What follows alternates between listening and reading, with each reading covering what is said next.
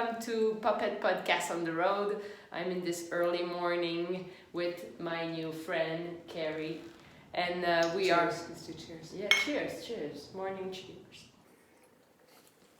And we are in her space, her studio, where she creates all this magic. And thank you.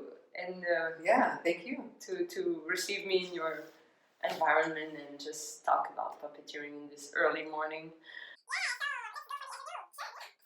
First question I always ask our puppeteer: when your crush for puppeteering happened? Like how this crush happened for you? Yeah, I think the first experiences I had with puppetry was in a class that I took led by Janie Geyser, who is a puppeteer now on the West Coast, I think. And she has been running some programs and spaces there, but when I was a undergraduate student at NYU, I took a puppet class from her and was training as a director at the time and was really excited about how objects can help shape narratives on stage, and also how objects can provide different context to narratives on stage. And from there, I don't think the work I did as a director was ever the same. Wow, that's good. Yeah, because you direct. Like mm-hmm. we are here in Detroit to mention it, but you direct here. You write stuff for puppetry. Mm-hmm. So that's amazing. Yeah, we try with the shows that we're doing. We try and make sure that we're using a puppet style that is an appropriate fit for the story that we're trying to tell or the moments that we're trying to create. And sometimes those puppet styles are shadow puppets, which is a form of puppetry that I make a lot of, and so I'm really I design and make shadow puppets, and I can do it really fast if I have to. That's good. But there are other performances where the puppet forms are better if they are like spectacle-based puppets, or like papier-mâché-based puppets, or large banner-style puppets. And sometimes if we're using different forms that I'm not as fast at or not as good at, we will hire other artists to help us make the objects. But as a director, I'm always looking for what is the most appropriate form that the objects need to take as a way to affect or tell the story in the best way.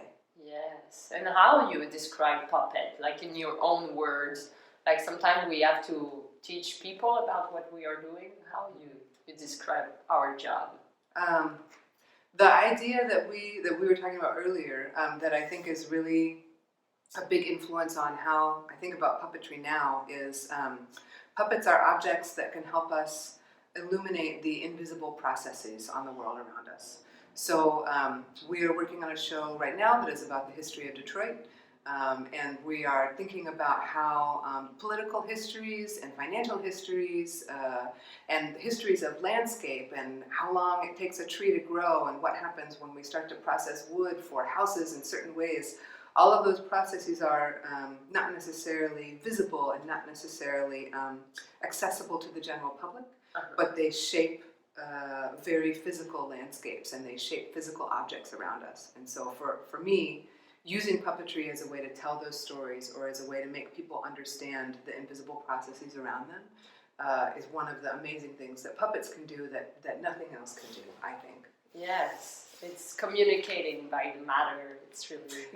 Yes, communicating in a physical way, the tangible. Yeah, exactly. That's amazing. Yeah, and you work with different like material. I saw, like, you show me around different stuff like paper.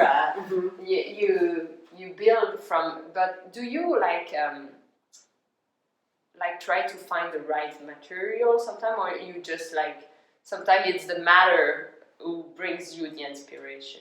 It's the material has to be right for the project. So we were looking at some shadow puppets earlier that I was showing you, and they were used in a project we did with a local group called the Bangla School of Music, and they are primarily focused on promoting Bangladeshi culture and language and song. And so a lot of the ideas and words in the songs that we were kind of hearing from them were about memories, and they were about this idea of home. And so for us, the form of shadow puppets and light and shadow and images that could kind of recede was a good metaphor for memories. And so for us, shadow puppets was the right style of puppet for that show. This piece is a puppet stage and bat puppet that was built by one of our kind of master puppet builders named Lindsay McCaw for a series of shows that we did with the Detroit Zoo. And for that show, because it's we wanted people to be really aware of kind of the anchor in the earth that the bat cave can be, where that's coming from, and also there's a lot of information in that show about bat bodies, and so we wanted to have a really specifically realized kind of a little bit oversized bat puppet that the kids could come up and touch at the end of the show. Also, part of that bat show, the zoo, one of the things they talk to us about is a lot of the attitudes they see from the public about certain animals. Yeah. And people can get creeped out by bats. And so part of that show that we did was like, well, we need to give bats some PR because it's good PR. I mean, bats are really cool.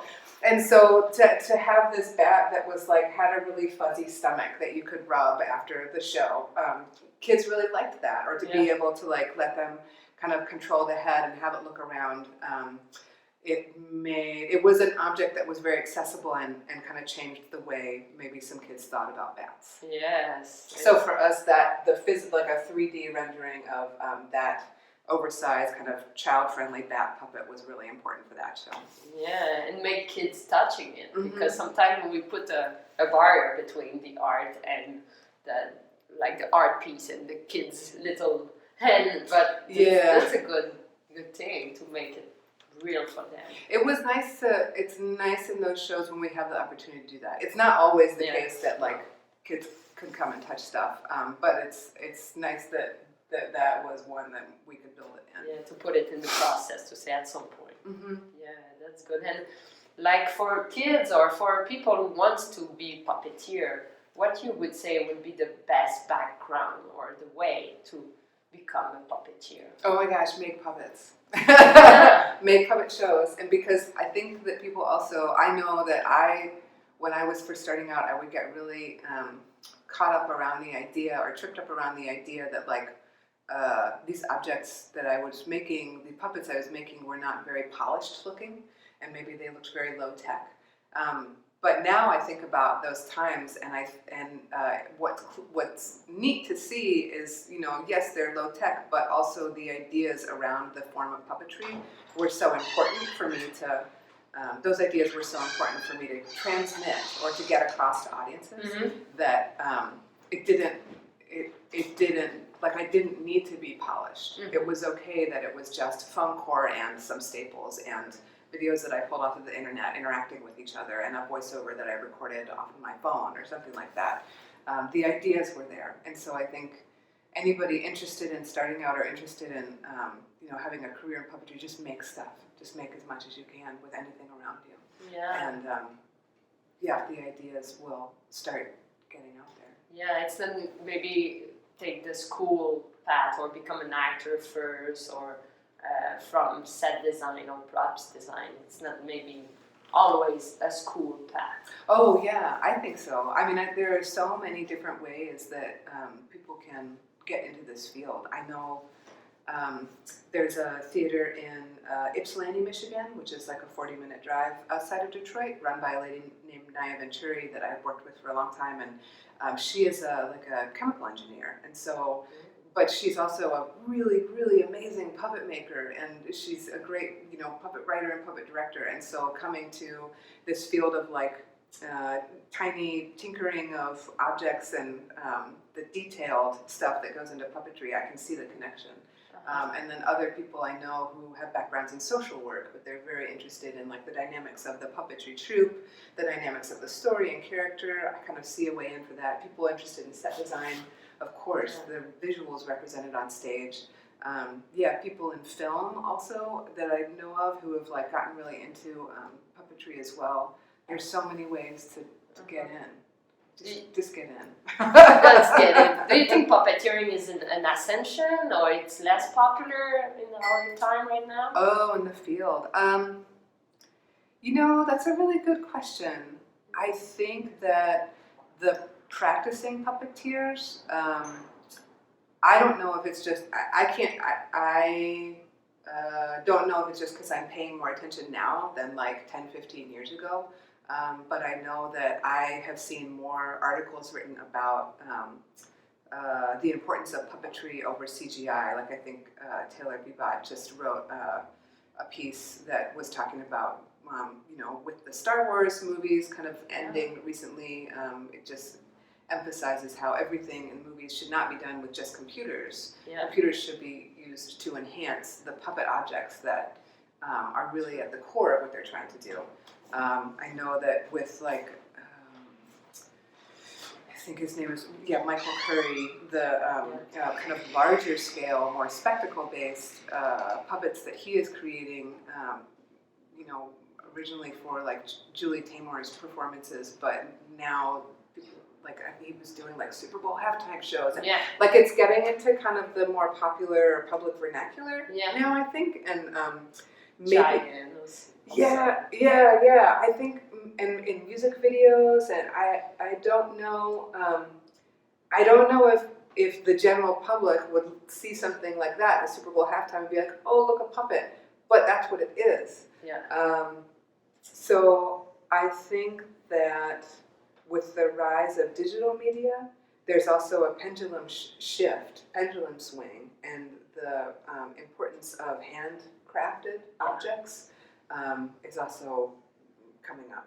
So I don't know if that's a like a one-way answer to your question. It's maybe talking about it like that, but for me, yes.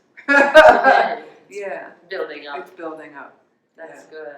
Yeah, that's good. So thank you very much. Maybe we can look at this shadow puppet right there to show to the people, maybe, because they saw a bit of the back, but this is so interesting. Yeah, sure. With the sun coming from the window. Yeah, the grasshopper puppet.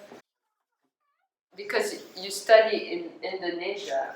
Yes, yeah. So after my that class that I took with Janie Geyser as an undergrad, when I was in graduate school at the University of Michigan, there was an Indonesian puppeteer in residence there for 2 years, and so I had a chance to work with him, and his whole family had been involved with puppetry for decades.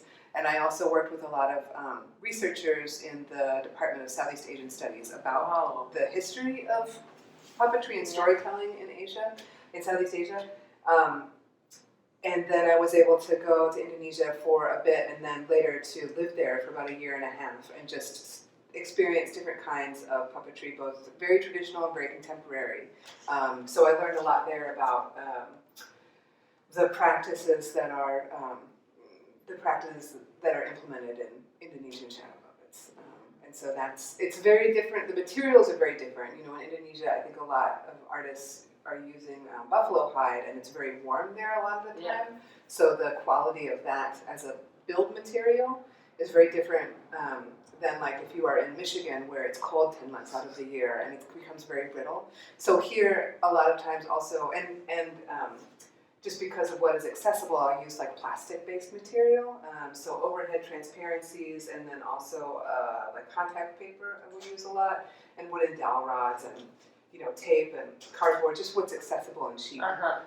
But the amount of detail and the amount of time that gets put into the craft of the objects, I think really transcends. Even if you have like cheap accessible materials, then the craft of the object is what is going to bring it next level. Next level. Mm-hmm. Let's take it next level. Let's take it next level. Yeah, Carrie, thank you very much to receive me at the Puppet Podcast. Yeah, thank you guys so much. Thank you. I wish you the best for all of those projects, and it's all a landscape here of puppeteering, so I will put a link there. You can subscribe and you can look at the website of your beautiful organization. Thank you. High five. High five. Keep puppeteering, people! Yeah!